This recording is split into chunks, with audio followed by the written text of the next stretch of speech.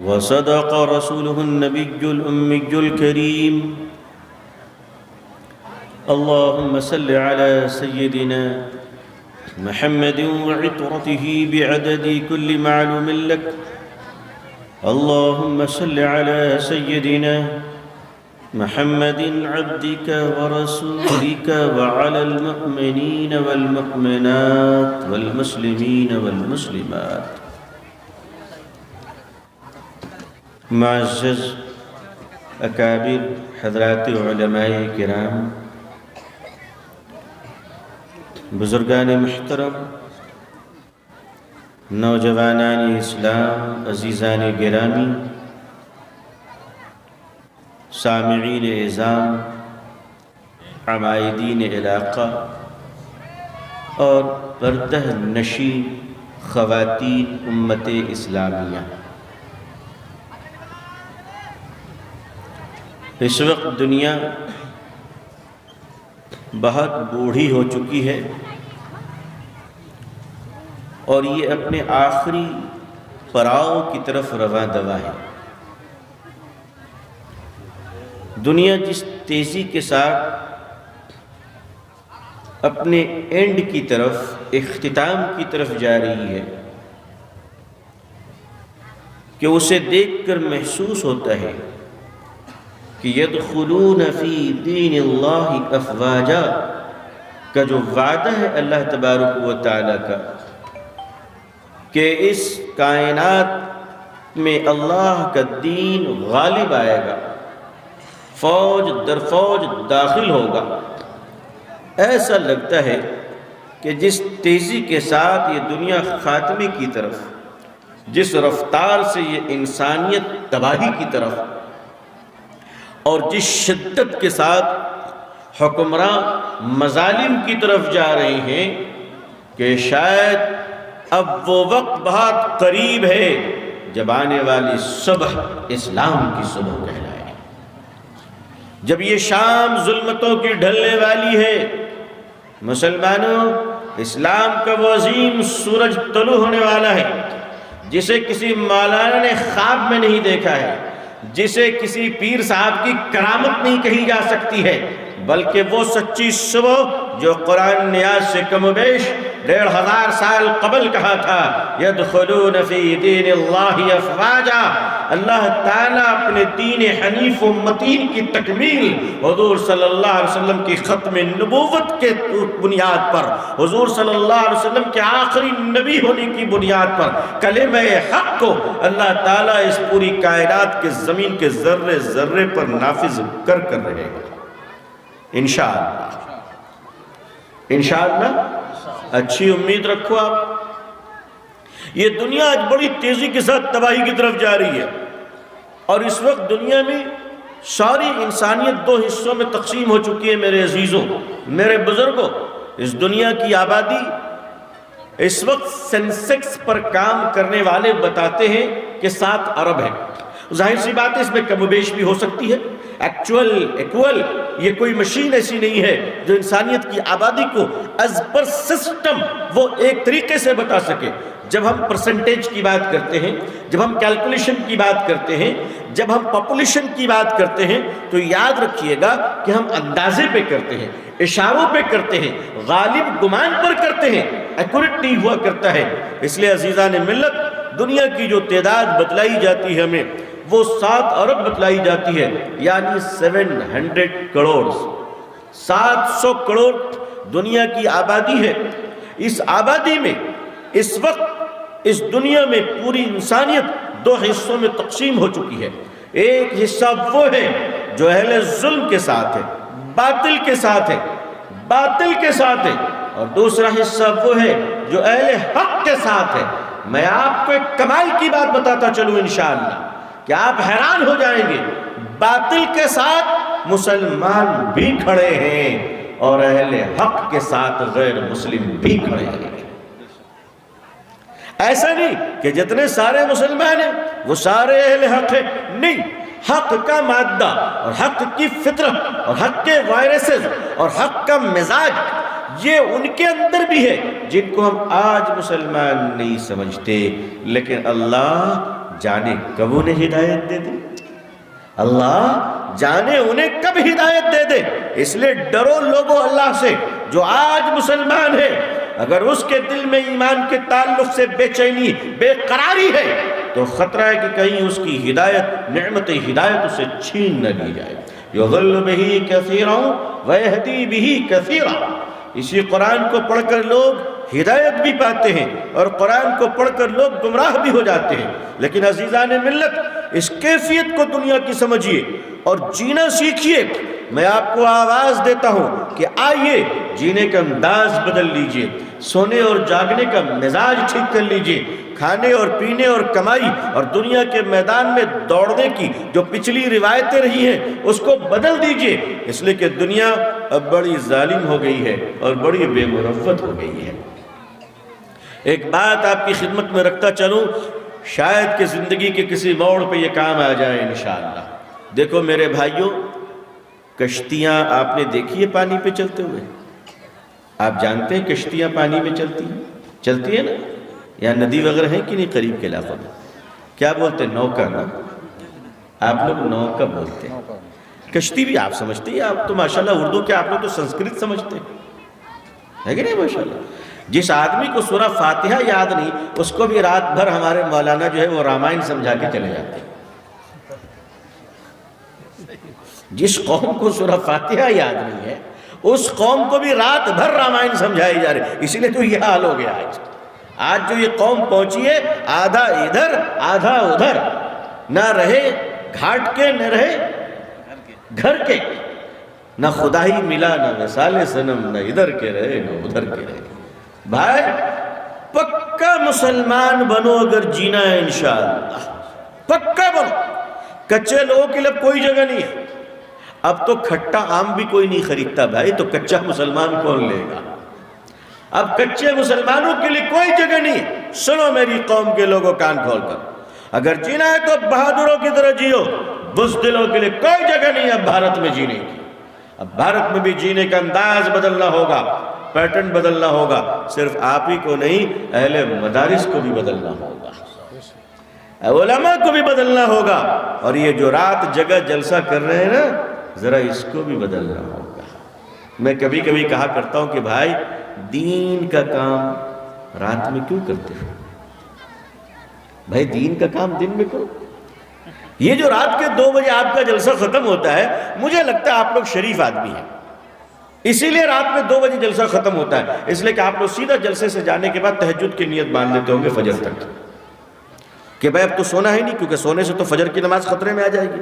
تو میرے خیال سے جو 2 گھنٹہ ٹائم رہتا ہوگا وہ آپ لوگ تہجد پڑھتے ہوں گے تاکہ فجر کی نماز پڑھ سکے۔ کہ جتنوں کی فجر کی نماز قضا ہوگی اس کا ذمہ دار کون ہے مجھے تو معلوم نہیں، مگر گنہگار ہے ضرور لوگ۔ اب آپ اندازہ کر لیجئے کہ ہمیں اپنے نظام زندگی کو کس طرح بدلنا ہے۔ ندی میں، پانی میں جو نوکا چلتا ہے، جو کشتیاں چلتی ہیں، تو آپ یہ سمجھیے کہ ایک کشتی ہے، اس میں ایک مسلمان ہے، ایک یہودی ہے، ٹھیک ہے؟ یہودی مسلمان کا پکا دشمن، یہودی اور مسلمان میں بالکل نہیں بنتی۔ مسلمان ایک خدا کو مانتا ہے، یہودی گڑبڑ کرتا ہے، دونوں کشتی میں چلے جا رہے ہیں۔ اتفاق یہ کہ طوفان آ گیا، کشتی پلٹنے لگی۔ اب یہودی بھی ڈوبے گا اور مسلمان بھی ڈوبے گا، ہے نا بھائی؟ مسلمان نے بھی دعا شروع کی اور یہودی نے بھی دعا شروع کی، کیا؟ اے اللہ ہمیں بچا لیجئے، اے اللہ ہمیں بچا لیجئے۔ اب میں آپ سے ایک سوال کرتا ہوں کہ دعا مسلمان بھی مانگ رہا ہے، دعا یہودی بھی مانگ رہا ہے، بتاؤ ندی کے پانی میں بچے گا کون؟ بچے گا بھائی؟ بتا دوں میں؟ بتا دوں؟ آپ لوگ سننا چاہتے ہیں؟ میں بتا دوں کون بچے گا؟ جس کو تیرنا آتا ہے وہ بچے گا۔ Simple, very simple.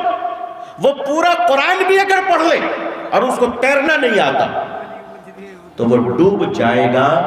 اسے مرنے کے بعد شہادت کا درجہ ملے وہ ایک الگ بات ہے، لیکن وہ بچ نہیں سکتا اس لیے کہ اسے تیرنا نہیں آتا۔ مسلمانوں یاد رکھو، خدا کی اس دنیا میں چلنے کا نظام پریکٹیکل لائف ہے، کرامت نہیں ہے، میجک نہیں ہے۔ پریکٹیکل لائف ہے. اگر پریکٹیکل لائف سے چلو گے تو کامیاب ہو جاؤ گے. تم ایک نہیں 12 حج کر کے بھی آؤ تو پیٹ پالنے کے لیے تمہیں ہٹیا میں گوڑو لے کر جانا پڑے گا. کیوں؟ یہ پریکٹیکل اللہ نے دیا ہے. تو اللہ کا نظام کیا ہے آگے سنیے تاکہ میری اگلی بات انشاءاللہ آپ کو سننی آسان ہو جائے. حضرت عیسیٰ علیہ السلام کہ ہم حیات کے قائل ہیں, ہم ایمان رکھتے ہیں کہ حضرت عیسیٰ علیہ السلام زندہ ہے. آپ بھی ایمان رکھتے ہیں الحمدللہ, ہے نا بھائی؟ حضرت عیسیٰ علیہ السلام دمشق کی جامع مسجد پہ اتریں گے, اتارے جائیں گے. کہاں سے آئیں گے؟ آسمان سے. آسمان کہاں ہے پتہ ہی نہیں ہے. یہ جو نظر آ رہا ہے یہ آسمان نہیں, یہ تو حد نگاہ ہے. سائنس کہتی ہے یہ حد نگاہ ہے ہماری, اسٹاپ ویژن. آسمان بہت اوپر ہے, اللہ جانے کتنا بلند ہے, ابھی تک اس بلندی کو کوئی ناپ نہیں سکا. لیکن آئیے, میں اس بلندی پہ جانا نہیں چاہتا, میں یہ عرض کرنا چاہ رہا ہوں آپ کو کہ حضرت عیسیٰ علیہ السلام آسمان سے اتارے جائیں گے, زمین پر نہیں, دمشق کی جامع مسجد پر. حالانکہ تعریف کے مفہوم میں وہ زمین کہلائے گی, مگر زمین سے بلند ہوگی. چھت تو چھت ہوتی ہے نا, آسمان سے مسجد کے چھت پر اتریں گے اور اتر کر فرمائیں گے سیڑھیاں لاؤ, مجھے نیچے اترنا ہے. کیوں مسلمانوں؟ جو اللہ آسمان سے چھت پہ اتار سکتے تھے وہ اللہ نیچے زمین پہ نہیں اتار سکتے تھے. کیا اتنی دور کے لیے لفٹ کے کرنٹ ختم ہو گیا تھا؟ آپ سمجھ میں آ رہی بات آپ کو؟ اللہ تعالیٰ چھت پہ اتار کے فرمائیں گے اب سیڑھی لاؤ. کیوں جانتے ہیں؟ دنیا کو بتانے کے لیے کہ جب تم دارالاسباب میں رہو گے تو اسباب تمہیں اختیار کرنا ہوگا, بغیر اختیار کیے ہوئے اسباب کے تم کامیاب نہیں ہو سکتے. میری قوم کے لوگ, آپ کو اور ہمیں اس ملک میں اگر تیار رہنا ہے اور کامیاب ہونا ہے, بہت دیر ہو گئی ہے, لیکن بہت دیر ہو گئی ہے, میں اس درد میں گھلا جا رہا ہوں. پورے ملک میں, وطن میں میں نے بڑے بڑے اکابرین سے یہ بات کہہ دی کہ سن لیجئے, آپ کے نازک مزاجی کی سزا میری قوم کے جوانوں کو جھیلنا پڑ رہی ہے. نازک مزاجی کیا ہے؟ ہم نے ان پچھلے 70 سالوں میں, 70 سال تو میں اس لیے کہہ رہا ہوں کہ ہمارے سامنے آزادی سے سال شروع ہوتا ہے, 75 سال, ورنہ سچ تو یہ کہ اس ملک میں مسلمان پچھلے 1200 سال بلکہ اس سے زیادہ کہہ لیجئے, جب مدھیہ پردیش کے راجہ بھوج ایمان لانے کے لیے گئے تھے تو میں 12 سال اور 1300 سال کیوں کہوں, میں کہہ سکتا ہوں کہ 1400 سال کے قریب ہو گئے اس ملک میں اسلام کے آئے ہوئے. پوری تاریخ ہے راجہ بھوج پر, پوری تاریخ ہے اس پر. اندور کے علاقے میں وہ پوری کتابیں رکھی ہوئی ہیں, پوری ہسٹری رکھی ہوئی ہے. میں تاریخ کا چھوٹا طالب علم ہوں, میں نے زیادہ تو نہیں پڑھا ہے لیکن تھوڑا بہت پڑھا ہے, کیونکہ احتیاط کے ساتھ بات کرنی چاہیے. آج کل ہمارے جلسوں میں جو اللہ کی رحمت نہیں آتی ہے اس کی وجہ یہ ہے کہ مقرر جو تقریر کرتا ہے وہ بھی اللہ کا بندہ 70% جھوٹ بول کے جاتا ہے. 70% جھوٹ دینی تقریر میں, مذہبی تقریروں میں, مسجد کے ممبر پر جھوٹ بولا جا رہا ہے, جلسے کے اسٹیج پر جھوٹ بولا جا رہا ہے, قرآن ہاتھوں میں اچھال کر جھوٹ بولا جا رہا ہے. ارے ظالموں, کچھ تو رحم کر, کچھ تو رحم کر. تیرے گناہوں کی وجہ سے آج مسلمان ملک میں پریشان ہے. ہندوستان کا مسلمان, اللہ نہ کرے کہ ہندوستان پہ کبھی تباہی آئے, اللہ تعالیٰ میرے اس دیش کو شانتی اور انتی کے ساتھ رکھے, آمین. لیکن یاد رکھیے گا, میرے اکابر علماء یہاں موجود ہیں, ایک درد دل آپ کی خدمت میں رکھتا ہوا جا رہا ہوں کہ خدا نہ کرے اگر اس ملک میں مسلمانوں پر کوئی تباہی آئی ہے تو اس کے ذمہ دار صرف خواص کا طبقہ ہوگا, عوام کا طبقہ نہیں ہوگا. عوام کے گناہوں کی وجہ سے نہیں, خواص کی بدکرداری کی وجہ سے. میں لفظ بدکرداری جامع مفہوم میں ادا کر رہا ہوں, سمجھنے والوں کے لیے اشارہ کافی ہے. اگر میرے ان اشاروں کو آپ نہیں سمجھے تو اس ملک میں اگلا حساب کتاب اب دینی اداروں کے جنسیات کے معاملے پر ہی ہونے والا ہے. یہ آج بول کر جا رہا ہوں. تیاری ہو چکی ہے، ایوان میں تیاری ہو چکی ہے۔ بہتر ہے ہم اور آپ خدا سے ڈریں۔ جو قوم خدا سے نہیں ڈرتی ہے، پھر اللہ اس قوم کو ڈرانے کے لیے مودی صاحب کو بھیجتے ہیں، پھر اللہ اس قوم کو ڈرانے کے لیے جناب یوگی صاحب کو بھیجتے ہیں کہ تم بتاؤ خدا سے ڈرو گے یا خدا تم کو کوئی اور بھیجے۔ اس لیے یاد رکھ لیجئے اپنے معاملات، یہ مال جو اللہ کے بندوں نے دیے ہیں یہ امانت ہے، ہم اس کے امین ہیں، مالک تو نہیں ہے۔ اگر یہاں حساب نہ دو گے تو اللہ کے یہاں حساب دینا پڑے گا۔ عزیزان ملت، یہ ملک اسی راہ پر چل رہا ہے۔ آج اس ملک میں ہم ہزاروں سال سے ہیں، سینکڑوں سالوں سے ہیں، لیکن میں ان 75 سالوں کی بات ذرا تاکیداً کہا کرتا ہوں، زور دے کر کہا کرتا ہوں کہ بھارت جب سے آزاد ہوا تو اس 75 سالوں میں مسلمانوں کی ایک اچھی خاصی تعداد پہلے بھی تھی، الحمدللہ آج بھی ہے، تقریباً 25 سے 30 کروڑ مسلمان اس وقت ہندوستان میں ہیں۔ اب آپ سے میں پوچھوں، ہمارے ملک میں اللہ کا شکر ہے 3-3.5 لاکھ مدرسے ہیں، ہر مسلک کے مدرسے، ہر مسلک کے۔ اور آگے سنیے، مساجد کی بھی کمی نہیں ہے، مقرروں کی بھی کمی نہیں ہے، ان سب کے باوجود ان 75 سالوں میں ہم اس ملک کے باشندوں پہ، اپنے ہندو بھائیوں پہ کوئی اچھا اسلامی اثر چھوڑ نہیں سکے۔ یہ اعتراف کر رہا ہوں میں، اقبال جرم کر رہا ہوں میں اپنا، میں آپ کی طرف سے نہیں، میں اپنی بات کر رہا ہوں، اقبال جرم ہے ہمارا۔ ہم کوئی اثر نہیں چھوڑ سکے، ہم اس ملک کے وطن کے لوگوں کو بتا نہیں سکے کہ ہمارا کردار کیا ہے، اور یہ کردار اسلامی ہے بھی نہیں، اسلامی ہے بھی کہ نہیں ہے۔ میرے مسلم نوجوانوں، میرے بھائیوں، میں آپ سے ایک وعدہ لینا چاہتا ہوں۔ بچپن سے ہم لوگوں نے ایک وعدہ کیا ہے کہ اسلام پر مریں گے، وعدہ کیا ہے نا کہ اسلام پر مریں گے۔ میں آپ سے مرنے کا وعدہ نہیں لے رہا ہوں، صرف آج آپ اتنا وعدہ کر لو کہ انشاءاللہ آج سے اسلام پر زندہ رہیں گے۔ کس پر رہیں گے بھائی؟ مرنے کی بات تو بہت آسان ہے کہ اسلام پر جان دے دیں گے، جان مت دو بھائی، جان کوئی نہیں مانگ رہا ہے، اور پتہ بھی نہیں چلتا کہ جان کا مطلب کیا ہے۔ عاشقوں کی زبان میں کچھ اور ہے، مجاہدوں کی زبان میں کچھ اور ہے۔ یہ بھائی بڑا فرق ہے جان کا، کوئی کہتا میری جان، کوئی کہتا تیری جان۔ خدا جانے حجام کی دکان میں آئینے میں سر پھیرتے ہوئے نہ جانے یہ معشوق کس کو جان کہتا ہے۔ اس لیے میرے بزرگ، میرے نوجوانوں، یہ بتاؤ اسلام پر مرنے کا جذبہ تو ہے، ارے جینے کا بھی ارادہ ہے یا نہیں ہے؟ جینے کا ارادہ ہے انشاءاللہ؟ ہے انشاءاللہ؟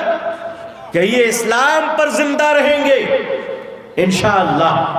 کس پر زندہ رہیں گے بھائی؟ اسلام پر زندہ رہیں گے۔ کہتے اسلام پر مریں گے، نہیں، میں کہتا ہوں اسلام پر زندہ رہیں گے۔ زندگی جب اسلام پر رہے گی تو موت بھی انشاءاللہ اسلام پر ہی آئے گی انشاءاللہ۔ انشاءاللہ اپنے مزاج کو ہم بدلیں ذرا، اور مزاج کو بدلنا یہ ہے، دیکھیے اگر سڑک کے کنارے ایک ٹھیلے والا چائے بیچتا ہے، چائے جب بیچتا ہے میں بولتا ہوں تو میں بھی اندر سے سہم جاتا ہوں کہ اللہ وہ چائے والا چائے ہی بیچ رہا ہے نا، کچھ اور تو نہیں بیچ رہا ہے۔ میں کبھی کبھی کہا کرتا ہوں کہ لوگوں، اس بار تم نے چائے والے کو دیش کا پردھان منتری بنا دیا، جو ہونا تھا وہ ہو گیا۔ اگلی بار اگر اسی کوالٹی میں کسی کو لانا ہو تو بھائی خدا کے واسطے چائے والے کو مت لانا، کسی پان والے کو لے آنا، کم سے کم چونا تو پوچھ کر لگائے گا۔ پان والا پوچھتا ہے بھائی کتنا چونا لگاؤ، کم سے کم اتنی مہربانی تو کرے گا کہ چونا پوچھ کے لگائے گا کہ بھائی کتنا لگائے کتنا نہ لگائے، اتنی ایمانداری اس میں موجود ہے۔ اگر ایک ٹھیلے والا بھی چائے بیچ رہا ہے سڑک کے کنارے، تو صبح سے شام میں جب چائے بیچتا ہے نا تو دکان بند کرنے کے بعد حساب کرتا ہے میں نے کتنا کمایا کتنا پایا؟ بولو حساب کرتا کہ نہیں کرتا؟ گلاس کتنے تھے، پھوٹا کتنا بچا، کتنا بھاڑ کتنے آئے، چینی کتنی آئی، شکر کتنی آئی، پتی کتنی آئی، کوئلہ کتنا جلا، گیس کتنا جلا، 2 آدمی کام کیے، باپ بیٹے کمائے کتنے؟ ایک چائے والا بھی شام میں حساب کرتا ہے کہ کمایا کتنا اور گنوایا کتنا۔ میرے بزرگوں، کمائی بڑھتی رہتی ہے تو دکان اس کی آج ٹھیلا ہے تو کل پکی دکان بن جاتی ہے۔ عزیزان ملت، ٹھیلے پہ چائے بیچنے والا بھی اپنا حساب کرتا ہے۔ 70 سالوں سے 75 سالوں سے اس ملک میں مسلمان بھی کام کر رہے ہیں، اپنا حساب کیوں نہیں کرتے کہ ہم نے پایا کتنا، کمایا کتنا؟ آخر ہم اپنے کاموں کا حساب کیوں نہیں کرتے؟ آخر ہم اپنے دینی اداروں کا بھی حساب کیوں نہیں کرتے کہ ہمیں کہاں پر تبدیلی کرنی ہے، ہمیں کس موڑ سے آگے بڑھنا ہے؟ یہ ملک آپ کو آواز دے رہا ہے، اس ملک کے نیچے سے لے کر اوپر تک، واچ مین سے لے کر چیئرمین تک، اور معاف کیجئے گا عدالت کی کرسی تک بھی ایسے لوگ بیٹھ چکے ہیں کہ جن پر اب بھروسہ کرنا مشکل ہو رہا ہے۔ ملک کانپ رہا ہے، رشوت خوری شباب میں ہے، اور اس ملک میں ظلم کا حال یہ ہے کہ ہر 7 منٹ میں ایک معصوم بچی کا بلاత్కాر کیا جا رہا ہے، ریپ اور مرڈر ہو رہے۔ یہ اتنا وشال دیش اللہ نے ہم لوگوں کو عطا فرمایا، لیکن میں پوچھنا چاہتا ہوں کہ 3.5 لاکھ مدرسوں سے فارغ ہونے والے سالانہ 10,000 علماء ملک کے ان ذمہ دار کرسیوں پہ کب بیٹھیں گے؟ وہ کرسیاں ان کا ہی انتظار کر رہی ہیں کہ آپ نے جو حدیث و قرآن پڑھایا ہے، جو درس ایمانداری دی ہے، علم مصطفیٰ بتایا ہے صلی اللہ علیہ وسلم، اپنوں کے اور دوسروں کا احترام سکھایا ہے، ماں بہنوں کی عزت سکھائی ہے، وہ مدرسے کا طالب علم عالم دین جس کے دل میں درد انسانیت ہے، وہ جج کی کرسی پر پہنچنے کے قابل کیوں نہیں ہے؟ وہ انکم ٹیکس کی کرسی پر پہنچنے کے قابل کیوں نہیں ہے؟ وہ سیلز ٹیکس کی کرسی پر پہنچنے کے قابل کیوں نہیں ہے؟ وہ امیگریشن اور کسٹم کے کاؤنٹر تک پہنچنے کے قابل کیوں نہیں ہے؟ یا تو بتائیے کہ یہ حرام ہے، نہیں جانا چاہیے، اور اگر جانا چاہیے تو اس شعبے پر بھی ہماری توجہ دینے کی اگر کل ضرورت نہیں تھی تو آج بہت ضرورت ہے۔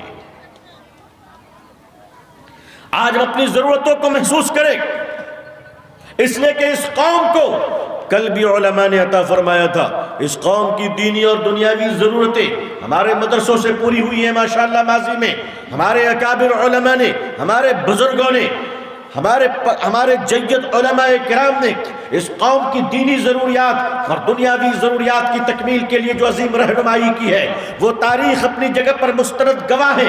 آج بھی یہ ملک پکار رہا ہے، آج بھی اس ملک کے باشندے آواز دے رہے ہیں کہ آؤ میرے جیالو، آؤ میرے لال، ارے وہ ایمانداری کا تغمہ لے کر چلنے والے، وہ شریعت مصطفی پر صلی اللہ علیہ وسلم مرنے والے، تم آؤ اور آ کر اس ملک کو سنبھال لو۔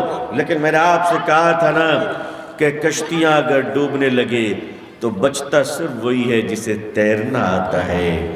ملک کو بچانے کی صلاحیت کہ نصاب کی تیاری بھی ہمیں اپنے اداروں میں ہی کرنی ہوگی۔ اگر ہم نے وقت رہتے ہوش کے ناخن نہ لیے، اگر وقت رہتے ہم نے اس ضرورت کو محسوس نہیں کیا، تو میری ایک بات کو نوٹ کر لیجئے، آج آپ کی خدمت میں بول کر جا رہا ہوں، اکابر علماء اسے محسوس کریں، جو قوم اور جس قوم کے مذہبی لوگ سیاست کو نظر انداز کر دیا کرتے ہیں، سیاست جب اپنی قوت پہ آتی ہے تو وہ ایسے لوگوں کو نظر انداز کر دیا کرتی ہے۔ آج اس ملک میں سیاست آپ کو پوچھنے والی نہیں ہے، آپ اور ہم آخری حاشیے پہ چلے گئے ہیں۔ اپنے آپ کو ری جنریٹ کرنا ہوگا، نئے طریقے سے ہمیں اپنے آپ کو تیار کرنا ہوگا۔ میں آپ سے کہہ رہا ہوں کہ اب ہم اور آپ ایک ایسی جگہ پہنچ گئے ہیں جہاں سے ہمیں دوبارہ گروتھ کرنا پڑے گا۔ اگر آپ چاہتے ہیں کہ آنے والے فیوچر میں، بھوشیہ میں ہمارے دیش کے 30-35 کروڑ مسلمان اپنے ایمان، عافیت، عزت، آبرو، دین کے ساتھ زندہ رہے انشاءاللہ، ہمارے بیٹے اور بیٹیاں، آج 2022 ہے، آج 2022 ہے، میں آپ سے بات کر رہا ہوں 21,022 میں یا 2122 کی بات کر رہا ہوں۔ 100 سال کے بعد آپ کی یہ قوم اس ملک میں مسلمان رہے گی کہ نہیں رہے گی؟ کبھی آپ نے سوچا؟ کبھی آپ نے سروے کیا؟ نیو ایجوکیشن پالیسی آ چکی ہے، NEP، نیو ایجوکیشن پالیسی کے آنے کے بعد اب مدرسوں کو بھی سوچنا پڑے گا کہ وہ کہاں کھڑے ہیں، ابھی پتہ نہیں چل رہا ہے۔ آنے والے 1-1.5 سالوں میں مدرسوں پہ ہاتھ ڈالا جائے گا، ان کے ایجوکیشن کو ڈسٹرب کیا جائے گا، وہاں سلیبس ڈالے جائیں گے۔ آپ اور ہم اس وقت چیخ کر بھی کچھ نہیں کر پائیں گے۔ آہستہ آہستہ اس ملک میں کامن یونیفارم سول کوڈ لایا جا رہا ہے۔ آپ دیکھیے، ڈیورس کے نام پر، سپریشن کے نام پر انہوں نے بل پاس کر لیا، بابری مسجد کو عدالت کے فیصلے کے نام پر ہم سے لے لیا گیا۔ آج مسلمانوں، اس ملک میں آج یہ نوبت آ چکی ہے کہ تمہاری بیٹیوں کے سر سے چادریں کھینچی جا رہی ہے۔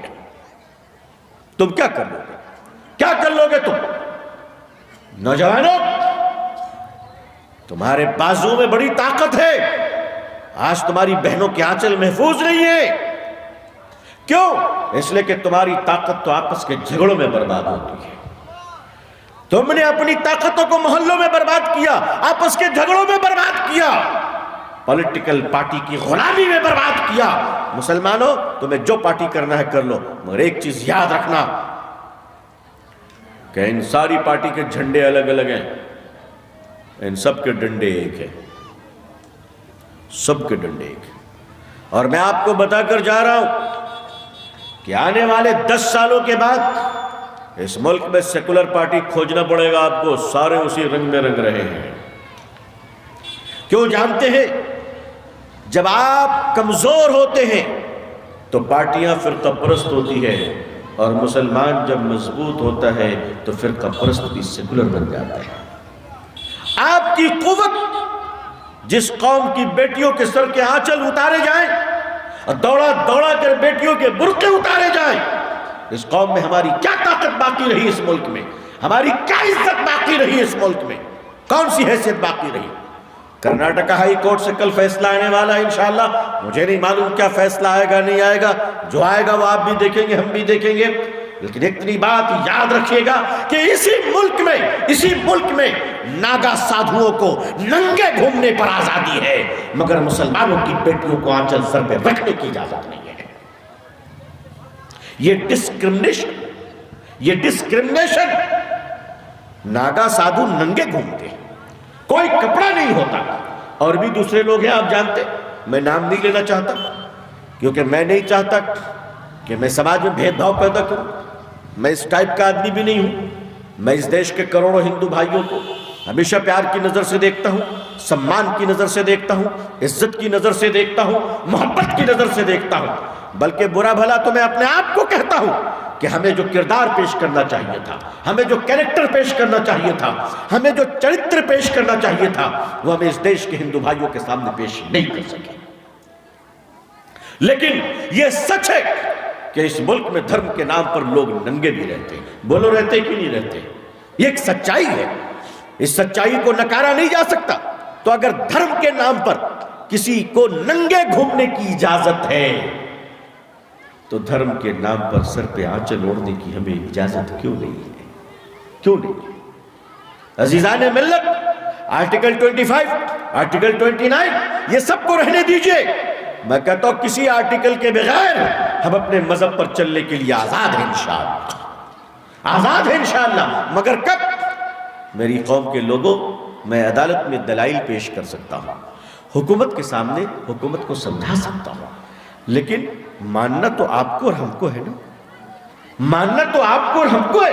میری قوم کے لوگوں، میں آپ کو سمجھاؤں گا، آپ نہیں مانو گے تو میں آپ کو مناؤں گا، پھر بھی آپ نہیں مانو گے تو میں آپ کے سر کو پکڑ لوں گا، میں آپ کے گلے سے لپٹ جاؤں گا، پھر بھی آپ نہیں مانو گے تو میں آپ کے ہاتھ پکڑ لوں گا، پھر بھی آپ نہیں مانو گے تو میری قوم، میں تمہیں پھر بھی نہیں چھوڑوں گا، میں تمہارے پاؤں پکڑ لوں گا۔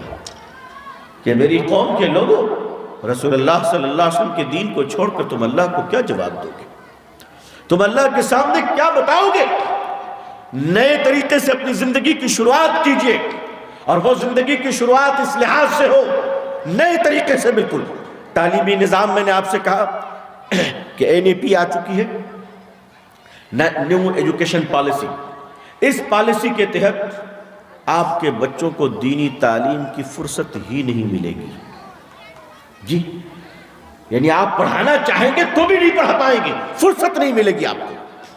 انٹرنیشنل کمپٹیشن کے نام پر آپ کے بچوں کو ڈاکٹر، انجینئر، ایڈوکیٹ، لائر سب کچھ بنایا جائے گا، مگر اسے مسلمان رہنے نہیں دیا جائے گا۔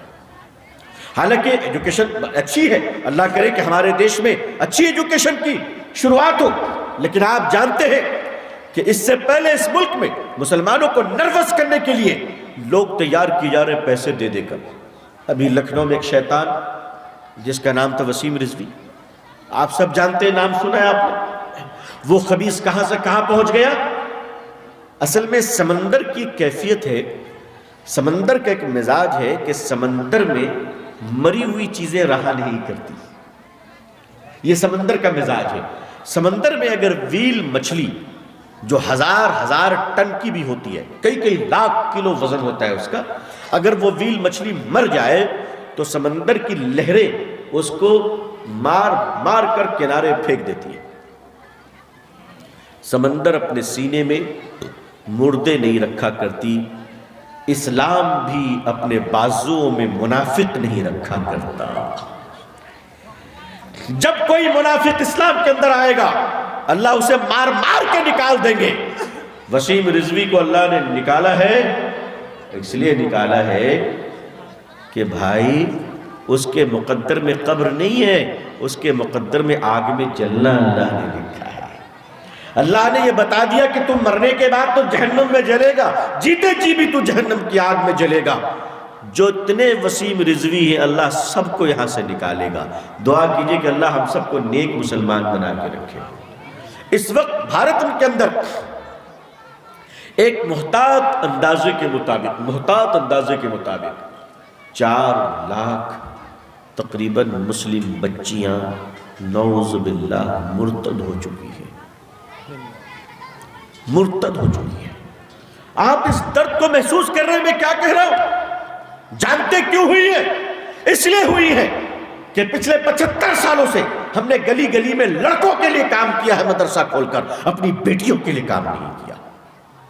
یا آپ کا علاقہ ماشاءاللہ کچھ بچیوں کا مدرسہ چلاتا ہے، اللہ جزائے خیر دے، لیکن مجموعی طور پر ملک میں لے لیجئے تو ہم نے اپنی بیٹیوں کو عظیم نہیں بنایا۔ ہم نے اپنی بیٹیوں کو یہ نہیں سوچا کہ یہ آنے والے دنوں میں عظیم مائیں ہوں گی اور عظیم بچوں کی ماں ہوں گی، جس کے گود میں پلنے والا کوئی صلاح الدین ایوبی بھی ہوگا وقت کا۔ 4 لاکھ مسلم بچیاں کوئی معمولی اور مذاق کی بات نہیں ہے، کوئی تماشا نہیں ہے کہ آج وہ نعوذ باللہ کفر و شرک کے گود میں جا کر بیٹھ گئی۔ مسلمانوں تم اتنے کمزور ہو گئے کہ آج تمہارے گھروں میں تمہاری بیٹیاں بھی تم سے سنبھالی نہیں جاتی۔ آج غیروں نے ان کے دوپٹے چھیننے شروع کر دیے۔ اسلام پر چلنے کا فیصلہ مسلمانوں تمہیں خود کرنا ہے، یہ فیصلہ پارلیمنٹ نہیں کرے گا، یہ فیصلہ عدالت نہیں کرے گی، یہ فیصلہ میری قوم تمہیں خود کرنا ہے کہ ہمیں اسلام پر کیسے چلنا ہے۔ اسلام پر چلنے کے فیصلے کے ساتھ ساتھ ایک اہم بات یاد رکھیے گا کہ نبی کریم صلی اللہ علیہ وسلم نے ملت اسلامیہ کو اٹھانے کے لیے اور دوبارہ ریوائز کرنے کے لیے جو اصول و ضابطے بنائے ہیں، مسلمانوں ان ضابطوں کو اپنا لو۔ اور اس کا پہلا ضابطہ یہ ہے کہ دیکھو بھائیو، اس ملک پر بوجھ مت بنو۔ ذرا نوٹ کیجئے گا میری اس بات کو، اس ملک پر بوجھ مت بنیے۔ آپ کا اپنا بچہ بھی ہو نا 2 مہینے کا، اگر بہت دیر تک آپ لیے رہو گے اور اگر وہ بچہ بوجھ لگنے لگے گا نا تو آپ اپنے بچے کو بھی لٹا دو گے۔ اپنا بچہ بھی اگر بوجھ لگتا ہے تو آدمی گود سے اتار دیا کرتا ہے۔ مسلمانوں اس ملک پر بوجھ مت بنو، اس ملک کے لیے اللہ کی رحمت بنو، تاکہ دنیا تمہیں دیکھ کر کہے کہ مسلمان اس ملک کے ناگرک بعد میں ہے، ضرورت پہلے ہے، ضرورت پہلے ہے۔ میری قوم کے لوگوں اس ملک کی ضرورت بنو۔ بنیں گے انشاءاللہ؟ اگر آپ بنیں گے تو میں طریقہ بتاؤں گا۔ ضرورت بنیں گے انشاءاللہ؟ اللہ ہمیں اس ملک کے لیے اپنی رحمت بنائے، ضرورت بنائے اس ملک کی۔ اس ملک پہ بوجھ مت بنیے، بوجھ کو کوئی برداشت نہیں کرتا۔ بوجھ کو کوئی پسند نہیں کرتا، آج نہیں تو کل جھٹک دیا کرتا ہے کہ چھوڑو مسلمان تو صرف بوجھ ہی ہے۔ مسلمانوں کو بڑا کیسے بننا ہے؟ سب سے پہلے اپنے اپنے محلے کے لیول پر یہ طے کیجئے کہ انشاءاللہ ہم لوگ آپس میں اتحاد اور محبت کے ساتھ رہیں گے۔ انشاءاللہ ہمارا کوئی جھگڑا تھانا نہیں جائے گا۔ آج یہ مجلس وعدہ کرے، ہمارا کوئی جھگڑا تھانا نہیں جائے گا انشاءاللہ۔ کیوں تھانہ کیوں نہیں جائے گا؟ حالانکہ تھانہ بھی ہمارے دیش کا ہے، وہ لوگ بھی ہماری سیفٹی کے لیے اور ہماری سرکشا کے لیے ہے، وہ برے نہیں ہیں، اچھے لوگ ہیں، لیکن کیوں نہیں جائے گا؟ بھائی تھانہ پر بہت بوجھ ہے، بہت بوجھ ہے۔ آپ بھی اپنا جھگڑا لے کر جاؤ گے تو بیچارہ پولیس والا بھی تو انسان ہے نا، اتنا بوجھ لے کر جیے گا کیسے بیچارہ؟ 2 ٹائم گھر تو جائے۔ تو مسلمانوں کم سے کم تم یہ طے کرو کہ تمہارا جھگڑا تھانہ نہیں جائے گا۔ یہ جو علاقے کے علماء ہیں، یہ جو علاقے کے مسجد اور مدرسے کے بزرگ ہیں، ان سب کو لے کر بیٹھیے اور شرعی طور پر آپس میں معاملہ سلجھا لیجئے تاکہ ہمارے پولیس والے بھائیوں پر اور عدالت پر بوجھ نہ پڑے اور ہماری دنیا اور آخرت دونوں درست ہو جائے۔ ٹھیک ہے انشاءاللہ؟ اور مسجد کے امام صاحب اس بات پر دھیان رکھے کہ 2 مسلمان میں اگر لڑائی ہو گئی تو فوراً کسی بڑے عالم کو بلائے اور لے کر بیٹھ جائے اور دونوں کے ہاتھ پاؤں پکڑ کر دونوں میں محبت سے ملا دے۔ ذرا سچ بتاؤ یہ ثواب کا کام ہے کہ نہیں ہے؟ یہ دین کا کام ہے یا نہیں ہے؟ بیچ میں انگلی ڈالتے لگاتے، نہیں نہیں تم جاؤ، اسی میرا تھانہ کا دروگا میرا دوست ہے۔ مسلمانوں تمہیں غیرت نہیں آتی کہ تھانہ کتنا پریشان رہتا ہے؟ رات میں سونا نصیب نہیں ہوتا، ان کو بھی جا کے تم پریشان کرتے ہو۔ ارے بھائی وہ ہمارے بھائی بہن ہیں، ان کے ساتھ آپ اچھا سلوک کرو، اور اچھا سلوک یہ ہے کہ اپنا جھگڑا اپنے گھر میں نپٹا لو۔ ٹھیک ہے انشاءاللہ؟ عدالت میں کتنا بوجھ ہے؟ تو نمبر 1 پہلا کام یہ ہے کہ مسلمانوں کا جھگڑا گھر سے باہر، محلے سے باہر نہیں جائے گا۔ ٹھیک ہے انشاءاللہ؟ دوسری بات، اب میں آپ سے ایک سوال کرتا ہوں، اس کا جواب ذرا سوچ سمجھ کر دیجئے گا آپ لوگ مجھے۔ حضور صلی اللہ علیہ وسلم کو نبوت عمر کے کس حصے میں ملی؟ 40 سال؟ کیا مولانا؟ 40 سال؟ حضور صلی اللہ علیہ وسلم کو نبوت ملی ہے عمر کے 40ویں حصے میں۔ تو نماز کا حکم نبوت کے بعد، قرآن کا نزول نبوت کے بعد، روزے کے احکام نبوت کے بعد، زکوٰۃ کے شرعی احکام نبوت کے بعد، تو مکمل شریعت نبوت کے بعد۔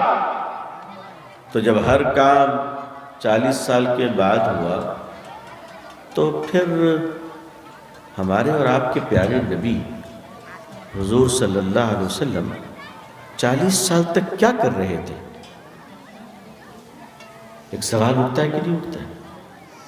ہر کام جب 40 سال کے بعد ہوا تو 40 سال تک ہمارے آقا کیا کر رہے تھے صلی اللہ علیہ وسلم؟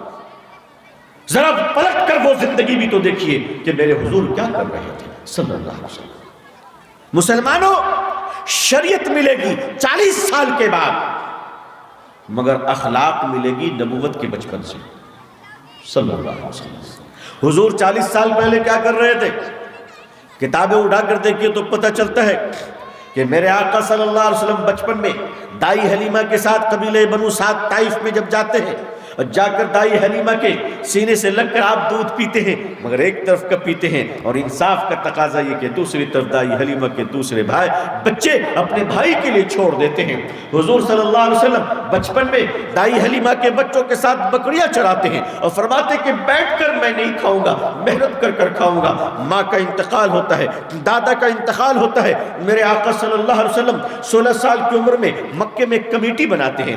وہ کمیٹی مکے کے لوگوں کو جمع کرتے ہیں اور کہتے ہیں کہ لوگوں مکے میں باہر سے مہمان آتے ہیں وہ بھوکا نہ رہ جائے، لوگوں مکے میں باہر سے تاجر آتے ہیں، ویبسا کرنے والے آتے ہیں، ان کا پیسہ کوئی لوٹ نہ لے، لوگوں مکے میں عورتیں آتی ہیں ان کی عزت پر کوئی ہاتھ نہ ڈالے، مکے میں کوئی آنے کے بعد پریشان نہ ہو، آؤ ہم ایک کمیٹی بناتے ہیں۔ 16 سال کی عمر میں میرے آقا صلی اللہ علیہ وسلم ایک کمیٹی بناتے ہیں۔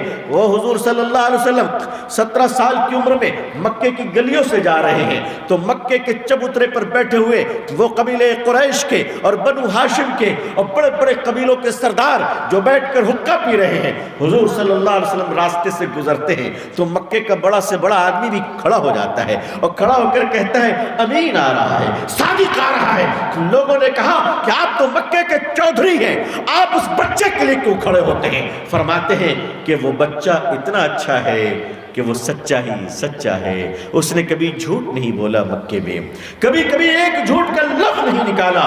وہ حضور صلی اللہ علیہ وسلم جنہوں نے دکھا دیا کہ آپ 25 سال کی عمر میں خدیجہ کے مال میں پارٹنرشپ کر کر آپ تجارت کے لیے جاتے ہیں، دمشق، عراق اور موصل کی طرف جاتے ہیں، غلام میسرہ بھی ساتھ میں جاتا ہے، آپ تجارت کرتے ہیں اور تجارت کر کر لوٹتے ہیں۔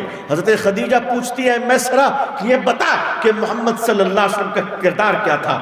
میسرہ کہتے ہیں کردار یہ تھا کہ جو خریدار آتا تھا وہ خود کو آپ کے پاس رکھ کر چلا جاتا تھا، کوئی آپ کو چھوڑنا نہیں چاہتا تھا۔ لوگوں، اللہ تعالیٰ نے پوری قوم کو یہ بتایا، پوری انسانیت کو یہ بتایا، پوری دنیا کو بتایا کہ لوگوں دیکھ لو میرے مصطفیٰ کا کردار 40 سالوں تک، کہ میرے مصطفیٰ حضور صلی اللہ علیہ وسلم کبھی جھوٹ نہیں بولے، کسی نے امانت رکھی تو خیانت نہیں کی، کبھی وعدہ کیا تو وعدہ آپ نے ہمیشہ وفا کیا ہے۔ لوگوں، اللہ نے بتایا کہ لوگوں سنو، کل جب میرا مصطفیٰ نبوت کا سچا اعلان کرے گا تو تم میرے نبی کی مخالفت تو کر سکتے ہو لیکن میرے محمد کو جھوٹا نہیں کہہ سکتے صلی اللہ علیہ وسلم۔ مسلمانوں، یہ صفات اپنے اندر لائیے۔ اگر آپ نے قرض لیا ہے کسی کا تو مانگنے سے پہلے اس کے گھر پہ لوٹا کر آئیے۔ آج بڑا مسئلہ ہو گیا ہے، بڑا مسئلہ ہو گیا ہے کہ آج دیندار لوگ بھی قرض لینے کے بعد دینے کی نیت پہلے دن سے ہی خراب کر لیتے ہیں۔ اگر آپ مجھے معاف کرتے تو میں ہاتھ جوڑ کر ایک بات بولتا ہوں، بھائی کسی کو قرضہ دینا تو داڑھی، ٹوپی، کرتا پائجامہ، نماز کا نشان، حج، عالم فاضل دیکھ کر مت دینا۔ قرضہ دینا تو یہ دیکھ کر دینا، اگر وصولنے کی طاقت ہے تو دینا ورنہ مت دینا، کیونکہ تمہاری دشمنی ہو جائے گی اس آدمی سے۔ یہ ایسا دور آ گیا ہے کہ آدمی کتنا دیندار ہے وہ نمازوں سے نہیں لین دین سے پہچانا جاتا ہے۔ آدمی کی دینداری تو 100 روپے میں سمجھ میں آ جاتی ہے بھائی، 100 روپے میں سمجھ میں آ جاتی ہے، پورے حج میں سمجھ میں نہیں آتا ہے، 100 روپے میں دینداری سمجھ میں آ جاتی ہے۔ تو ایک قرض لیا ہے اسے ادا کرنے کی عادت ڈالیے انشاءاللہ۔ دوسرا یہ لوگوں کی مدد کیجئے، یہ ملک آپ کی مدد کی منتظر ہے۔ اب میں آپ کو جہاں پر لے جانا چاہ رہا ہوں وہاں پر میں آ چکا ہوں۔ اب ذرا وہ واقعہ یاد کیجئے کہ نبی کریم صلی اللہ علیہ وسلم کو جب نبوت مل گئی اور آپ غار حرا سے تشریف لائے تو روایت میں ہے کہ آپ کانپ رہے تھے، آپ کو پسینہ بھی آ رہا تھا، آپ گھبرائے ہوئے تھے۔ حضور صلی اللہ علیہ وسلم جب گھر میں تشریف لائے تو آپ نے فرمایا خدیجہ مجھے کمبل اڑا دو۔ آپ نے فرمایا خدیجہ مجھے لگتا ہے میری جان نکل جائے گی، میری جان نکل جائے گی۔ ماں خدیجہ رضی اللہ تعالی عنہا نے آپ کو تسلی دیے اور تسلی کے 3 الفاظ بولے ہیں، وہ 3 الفاظ آج سے اپنی زندگی کا عمل بنا لیجئے انشاءاللہ۔ وہ 3 باتیں ماں خدیجہ کیا کہتی ہیں؟ کہتی ہے کہ اے محمد صلی اللہ علیہ وسلم آپ کو کچھ نہیں ہوگا کیونکہ آپ 3 کام کرتے ہیں، آپ کبھی نقصان آپ کا ہو ہی نہیں سکتا۔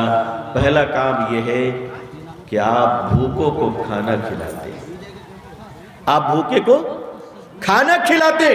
یہ کن کی سنت ہے بھائی؟ یہ حضور صلی اللہ علیہ وسلم کی سنت ہے، بھوکوں کو کھانا کھلانا۔ بھوکا مسلمان ہو یا ہندو ہو، کرسچن ہو یا آدیواسی ہو، جنگلی ہو یا شہری ہو، کالا ہو یا گورا ہو، اردو ہو یا بنگلہ ہو، اگر بھوک لگی ہے اسے، اگر پیاس لگی ہے اسے تو مسلمانوں کھڑے ہو جاؤ اور اپنے گھر سے اس کو کھانا کھلاؤ۔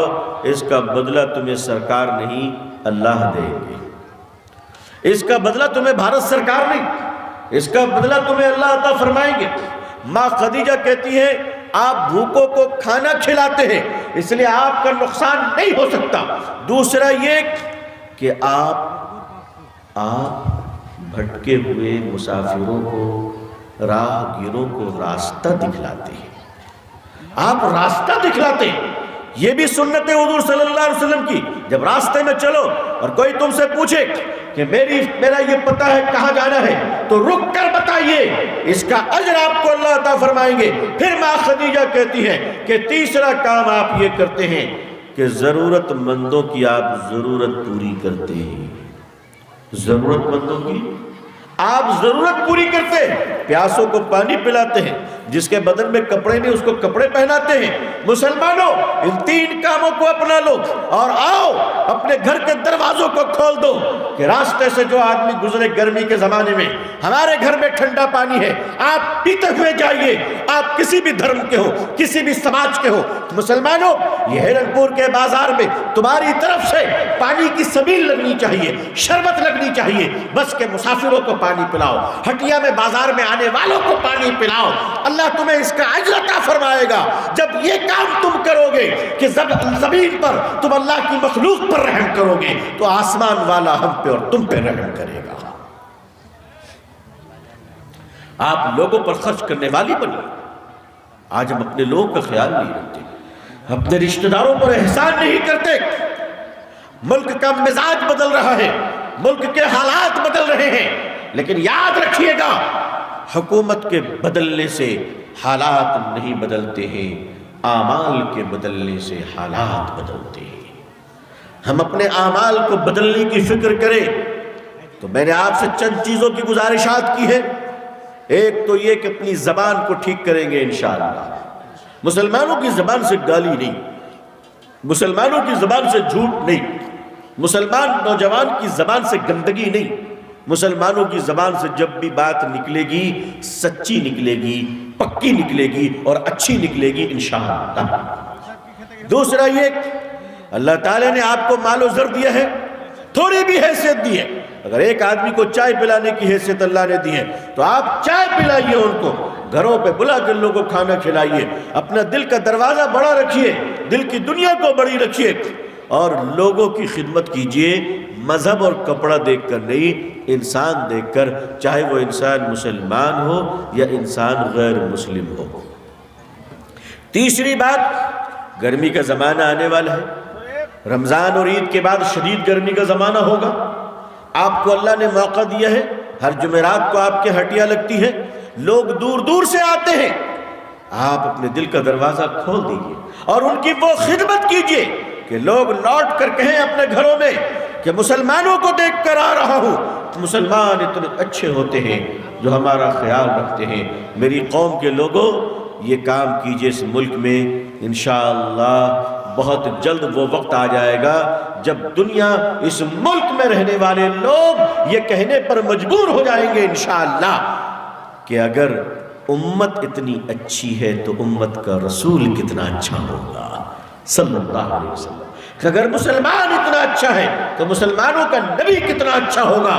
اللہ تعالی ہم سب کو اس ملک میں حضور صلی اللہ علیہ وسلم کے دین کے پھیلنے اور دین کے آگے بڑھنے کا سبب بنا دے۔ اللہ تعالیٰ ہمارے اور آپ کے گناہوں کو بخش دے۔ اللہ تعالیٰ پوری دنیا میں ہم سب کو اسلام کی عزت دیکھنا نصیب فرمائے۔ اللہ تعالیٰ اقوام عالم اور اہل ہندوستان کے دلوں میں اسلام کے لیے اور مسلمانوں کے لیے جذبہ محبت و احترام پیدا فرمائے۔ اللہ تعالیٰ اقوام عالم کے لیے ہدایت کے فیصلے فرما دے۔ اللہ تعالیٰ آپ کو اور ہم سب کو، ہم سب کے اہل و عیال کو، پوری امت مسلمہ کو عزت، عافیت، سلامتی، خیر اور خوشحالی، صحت و تندرستی کے ساتھ اللہ ہم سب کو اسلام پہ زندگی، ایمان پر خاتمہ نصیب فرمائے۔